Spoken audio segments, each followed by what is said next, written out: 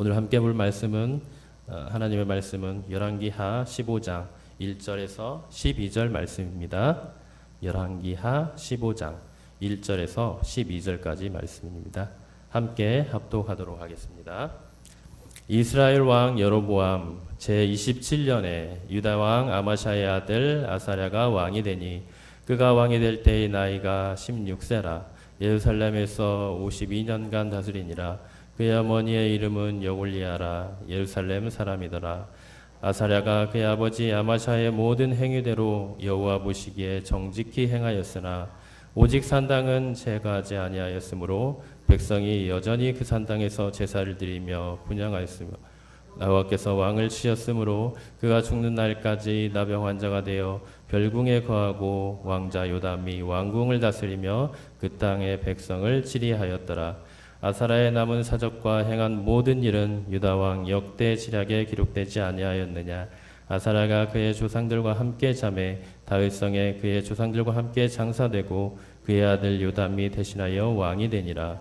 유다의 왕 아사랴의 제38년에 여로보암의 아들 스가랴가 사마리아에서 6달 동안 이스라엘을 다스리며 그의 조상들의 행위대로 여호와 보시기에 악을 행하여 이스라엘로 범죄하게 한 느밧의 아들 여로보암의 죄에서 떠나지 아니한지라.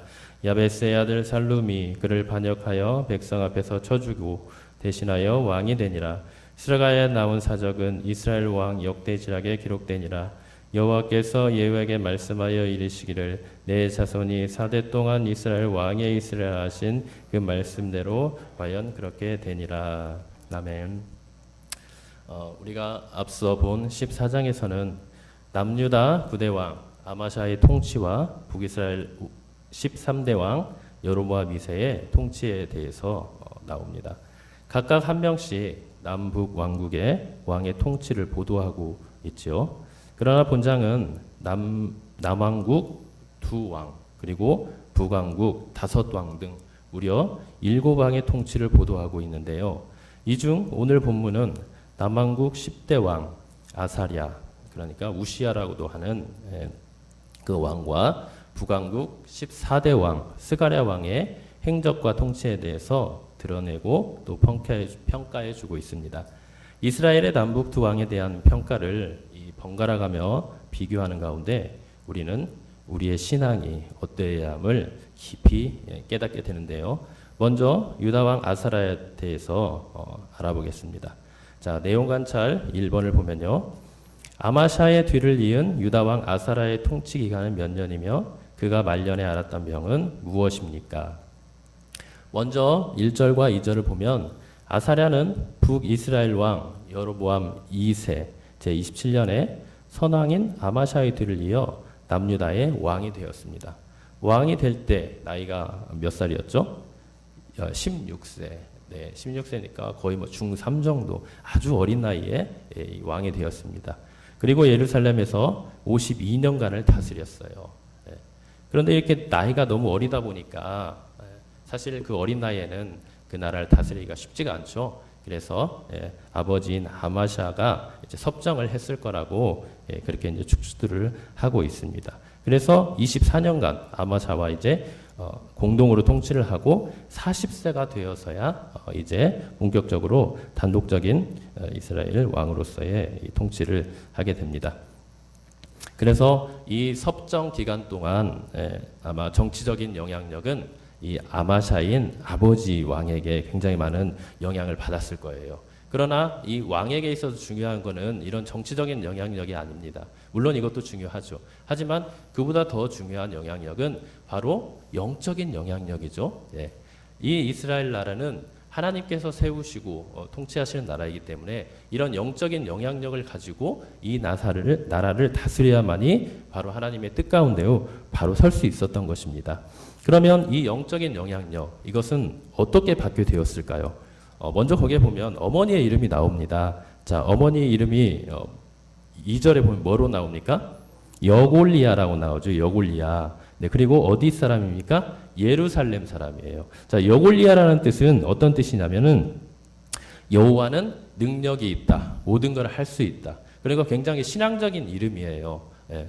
그래서 이 여골리아에 대한 그런 내용이 뭐 자세하게 나오진 않았지만 이런 이름의 내용이나 또 예루살렘에서 살았다 이런 내용들을 보면은 이 어머니 여골리아가 굉장히 하나님을 경외하며 하나님을 잘 섬기는 믿음의 어머니요 여인이었다는 것을 알 수가 있습니다. 그렇기 때문에 이 지금 아사랴는 영적인 영향력을 아마 이 어머니에게서 많이 받았을 것이라고 그렇게 추측을 할 수가 있습니다. 자, 그런 다음에 또 신앙적인 또 영향력을 받았던 사람 또 누가 있을까요? 바로 선지자들이죠.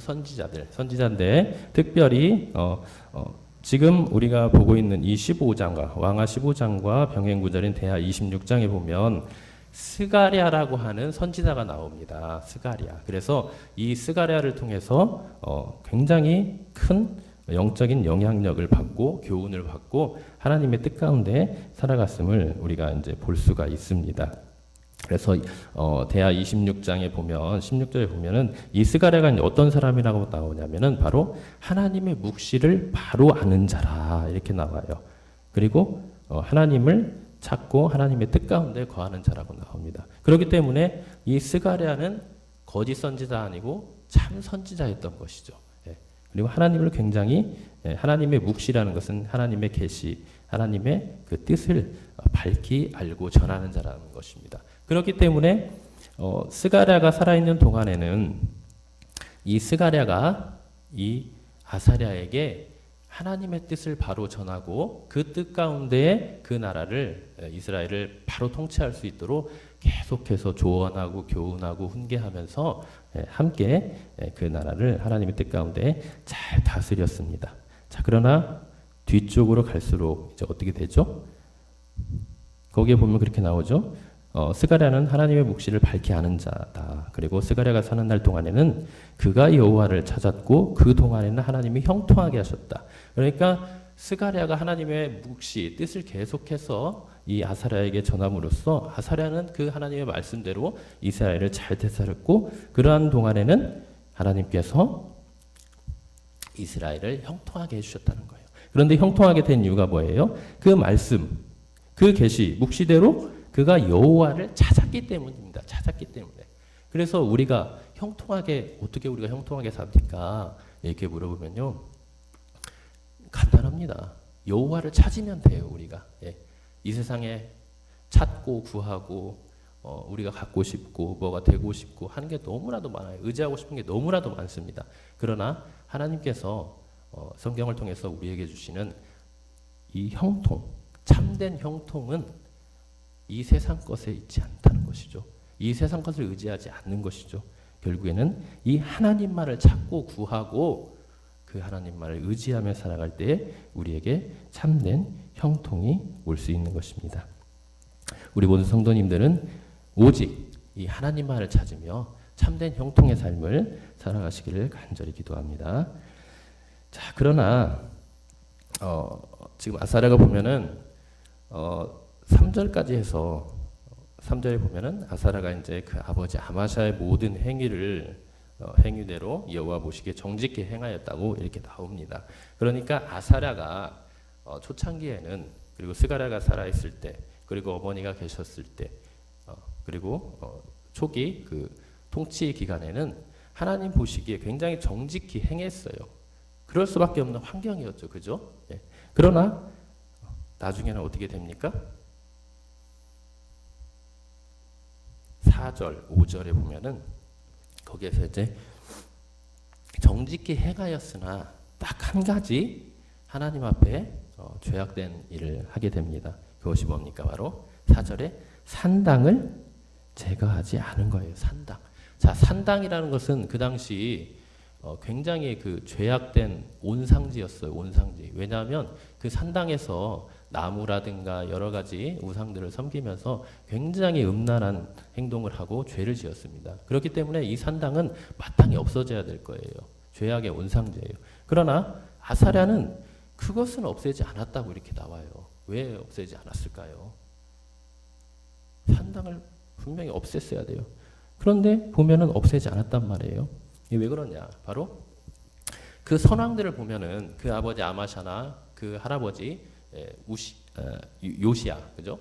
요시야도 똑같아요. 똑같이 초기에는 정직히 행했다. 하나님 보시기에 정직히 행했다 이렇게 나오는데 나중에는 산당을 없애지 않고 하나님 앞에 죄악된 길로 가게 만듭니다. 이게 무엇을 말하는 겁니까? 이 죄의 무서움을 말하는 거예요, 여러분들. 지금 아사랴가 이 산당이 나쁜 거라는 거, 죄악의 온상제라는 걸 몰랐을까요? 분명히 알고 있습니다. 알고 있어요. 율법을 통해서도 알고 있고요. 또 스가랴나 어머니를 통해서도 분명히 들었을 거란 말이에요. 그런데 그것을 제거하지 못했다는 거예요. 이만큼 이런 산당과 같은 이런 죄악들, 그런 것들은요, 우리 안에서 굉장히 영향력이 강합니다. 너무나도 우리를 유혹할 뿐만 아니라 그런 것들에 이렇게 한번 발을 들여놓으면요, 거기에서 빠져나오기가 그렇게 쉽지가 않아요. 그래서 세상과 세상의 그 유혹과 시험은 그리 쉽게 우리의 힘으로 감당할 수 없음을 우리는 깨닫게 되는 거예요. 이것은 계속해서 우리를 유혹하고 시험하며 하나님을 반역하도록 만들어 결국 우리를 파멸로 이끄는데요. 오늘 아사랴의 그 모습을 보면 그것을 명확히 알 수 있습니다. 아사랴는 처음에는 여호와 보시기에 정직히 행했으나 그러나 산당만은 제거하지 않아서 백성들이 여전히 거기서 제사를 드리며 분향하고 죄를 짓게 하였던 것이죠. 그라야 5절에 보면 이 일 때문에 하나님이 아사랴를 치셔서 나병 환자가 되었고 죽는 날까지 별궁에서 지내야 하는 비참을 살게 되었던 것입니다. 그런데 이것을 보면 또 그 한 가지 있어요. 이 아사랴가 자 우리 내용 관찰 2번을 보면요. 자 여로보암의 아들 이스라엘 왕 스가랴 통치 기간과 체훈은 어떠합니까? 이전에 이 아사랴가 지금 이렇게 죄를 지을 수밖에 없었던 이유는요. 물론 이렇게 악한 그런 산당을 제거하지 않았기 때문이기도 하지만요. 또 대하 26장 16절에 보면은 이런 말씀이 있어요. 하나님의 은혜로 이스라엘이 강하여지자 이 아사랴에게 교만이 이제 찾아 들어갔습니다. 교만이. 그렇게 교만이 찾아 들어가고 나니까 결국 어떻게 됐어요? 악을 행하게 되는 거예요. 그래서 율법에 의하여 제사장만 드릴 수 있는 이 제사를 본인이 드리려 했고 이 두 가지 이유로 해서 아사랴는 나병이 들고 별궁에서 죽는 날까지 비참하게 살게 되었던 것입니다. 그래서 우리는 우리 안에 있는 이렇게 가문적으로나 관계적으로 관행적으로 내려오는 이런 죄악된 모습이 있으면요, 그 즉시 끊어버려야 됩니다. 아사랴나 아니면 그 선왕들과 같이 그것을 계속해서 놓지 못하고 있으면요, 결국은 그것은 나뿐만 아니라 나와 관계된 모든 사람들까지 파멸에 이르기 말아요. 지금 아사랴의 이런 행동으로 인해서 이스라엘 전체 백성들이 어떻게 됩니까? 결국 고통을 당하는 그런 일까지 벌어집니다. 그래서 우리는 우리에게 있는 많은 그런 악한 관행이나 습관이나 그런 것들은 단호하게 끊어버리시고 또 우리가 소위 잘 나갈 때, 풍성할 때, 또 높은 지위에 있을 때, 성공했다고 했을 때 한마디로 말하면 좀 전에 봤던 것처럼 대하 26장 16절에 있는 말씀처럼 우리가 강성해질 때, 뭔가 부유하고 풍성해질 때, 평안할 때, 그럴 때 우리가 더욱더 깨어 하나님 앞에 기도하고 겸손히 무릎 꿇고 나아가야 될 줄 믿습니다. 또 한 가지는 우리와 관계하고 있는 사람들이 얼마나 중요한가를 우리는 깨닫습니다. 아사랴는 어려서부터 어머니와 그리고 그 선지자 스가랴 선지자를 통해서 하나님의 말씀을 듣고 산 사람입니다. 처음에는 그래서 하나님의 말씀대로 잘 다스렸어요. 그러나 시간이 갈수록 또 선지자가 죽고 또 어머니가 돌아가시고 또 시간이 지날수록 이제 그 하나님을 잊어버리게 됩니다. 그래서 우리는 늘 우리 주변에 있는 사람들, 특별히 믿음의 사람들과 계속해서 교제를 하시고 함께 하나님의 뜻 가운데 나아가는 우리 모두가 될 줄 믿습니다. 그리고 이제 이어서 계속해서 그 여로보암의 아들 이스라엘 왕 스가랴가 나오는데요. 스가랴는 북이스라엘 왕 여로보암 2세의 아들로서 이제 그 뒤를 이어서 이제 왕이 된 왕인데요. 몇 달 동안 통치를 했습니까? 6달 동안 통치를 했고 9절에 보면 여호와 보시기에 악을 행했습니다. 그 악은 어떤 악이냐? 바로 느밧의 아들 여로보암의 죄에서 떠나지 않은 것이요. 자, 느밧의 아들 여로보암은 북이스라엘 왕의 초대 왕입니다. 그러나 그 왕의 죄악이 지금 이렇게 많은 왕들이 거치면서 내려갔는데도 아직까지도 행해지고 있다는 거예요. 아직까지도. 참 마음이 참 아프죠. 지금 여로보암이 나오는데요. 여기서 말하는 여로보암 2세를 말하는 겁니다. 그런데 이 북이스라엘이 가장 경제적으로나 정치적으로 강성하고 안정될 때가 바로 이 여로보암 2세 때라고 합니다. 그런데 이 여로보암 2세의 아들이 지금 스가랴란 말이에요. 그러니까 스가랴도 한마디로 말하면 그 아버지가 이루어 놓은 굉장한 경제적인 또 정치적인 안정 속에서 지금 시작된 거예요. 그러다 보니까 스가랴의 마음속에도 어떤 마음이 있었겠어요? 바로 교만한 마음이 있었겠죠. 우리가 강성하고 평안하고 안정될 때일수록 그 모든 것이 하나님으로부터 온 은혜라는 것을 잊으면 안 됩니다. 그래서 늘 그 은혜에 감사하며 더욱더 겸손하게 하나님만을 구하고 하나님의 말씀대로 살아가야 되는데 스가랴는 왕이 될 처음부터 이런 아버지의 그런 인간적인 그런 모든 부분들을 자신의 것으로 그러니까 그것들이 다 자기 아버지나 자기나 사람이 인간이 잘해서 그렇게 된 걸로 착각을 하고 그런 교만함 가운데 다스리게 되었던 것이죠. 그러다 보니까 그는 늘 하나님이 없는 자신의 생각과 자신의 주장과 자신의 그 모든 것이 판단 기준이 되어서 결국은 자기 자신이 하나님이 된 것입니다. 여러분 무엇이 악입니까? 이것이 바로 악이에요. 자기 자신이 하나님이 되어서 자기의 판단과 기준과 자기의 생각대로 모든 것을 행하려 하는 것 이것이 바로 악입니다. 그래서 스가랴는 바로 이런 악을 행했고 결국 어떻게 됐습니까? 10절에 있는 것처럼 야베스 아들 살룸이 반역하여 쳐 죽이고 결국 6개월 만에 그 비참한 최후를 맞게 되었습니다. 자, 우리 연구와 묵상 3번을 보면요. 아사랴와 스가랴의 영적 수준을 비교하면 두 사람의 문제점은 무엇인지 연구해 봅시다. 대하 26장 방금 봤던 16절 18절에 보면은 그겁니다. 결국에는 영적인 교만함이에요. 영적인 교만함. 여기에서 대하 26장에 나오는 아사랴의 모습은 어떤 모습입니까? 뭐라고 처음에 나옵니까?